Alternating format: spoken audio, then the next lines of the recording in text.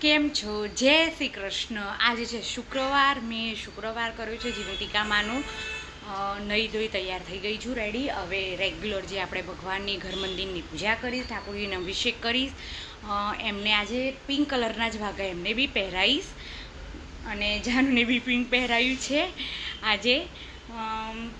ચલો જોઈએ આગળ. ભગવાને સરસ પિંક કલરના વાઘા પહેરાવ્યા.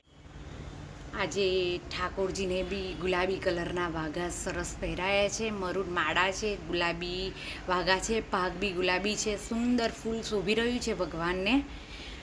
અને ભગવાન મસ્ત જીવંતિકાનું વ્રત કરેલું છે. આજે એનું ઉજવણું હતું. આજે મા જીવંતિકાના વ્રતનું ઉજવણું મેં કર્યું છે. આટલા વર્ષથી કરતી હતી, તો મેં આજે માતાજીનું વ્રત ઉજવી દીધું છે, બરાબર. અને માતાજીનું પ્રસાદમાં મેં શીરો બનાવ્યો હતો. અને માતાજી જીવંતિકામાંના વ્રતમાં પ્રસાદમાં શીરો જ હોય છે. મેં શીરો બનાવ્યો હતો ભૈડન.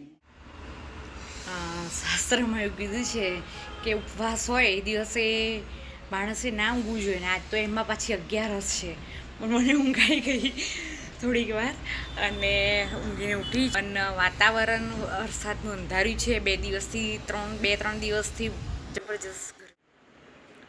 આજે જાનકીને સ્કૂલે નહોતી મોકલી. આજે મારે વ્રતનું ઉજવણું હતું, એટલા માટે જાનુ જે સ્કૂલ નથી ગઈ. અત્યારે ઓલમોસ્ટ 2:15 જેવું થઈ ગયું છે બપોરના. હવે જાનકીને ઊંઘ ચડી છે, સુવાડી દીધું. અને છોકરાઓ માટે મેં સોજીનો શીરો બનાવ્યો હતો એમના માટે. અને મેં માતાજીના પ્રસાદ માટે ભૈડનો શીરો બનાવ્યો. વાતાવરણ અંધારેલું છે, જબરજસ્ત વાતાવરણ અંધારેલું છે. વરસાદ વાવાઝોડું તો છે થોડું ઘણું, અને છાંટા ચાલુ થયા છે.